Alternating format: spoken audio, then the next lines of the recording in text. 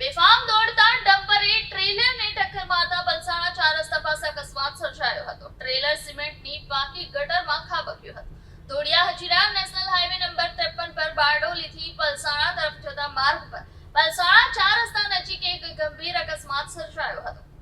રાયપુરથી લોખંડની ચેનલો ભરીને સુરત તરફ જઈ રહેલું ટ્રેલર નંબર GJ12BG0909 પલસાણા 4 રસ્તા પાસેથી ભરવાડ વસાહત સામેથી પસાર થઈ રહ્યું હતું. આ દરમિયાન પાછળથી પૂર ઝડપે આવી રહેલા એક ડમ્પર ચાલકે બેફામ રીતે ઓવરટેક કરવાની લાઈનમાં ટ્રેલરને સાઈડ દબાવતા અકસ્માત સર્જાયો હતો. આ ડમ્પરની અડફેટે ટ્રેલર રોડની બાજુમાં વરસાદી પાણીના નિકાલ માટે બનાવવામાં આવેલી સિમેન્ટ કોન્ક્રીટની પાકી ગટર તથા લોખંડની રેલિંગ તોડી ગટરમાં ખાબક્યું હતું. અકસ્માતને કારણે હાઈવે પર થોડા સમય માટે ટ્રાફિક અવરોધ સર્જાયો હતો. જોકે સદનસીબે આ અકસ્માતમાં કોઈ જાનહાનિ થઈ ન હતી, પરંતુ ટ્રેલરને ભારે નુકસાન પહોંચ્યું હતું.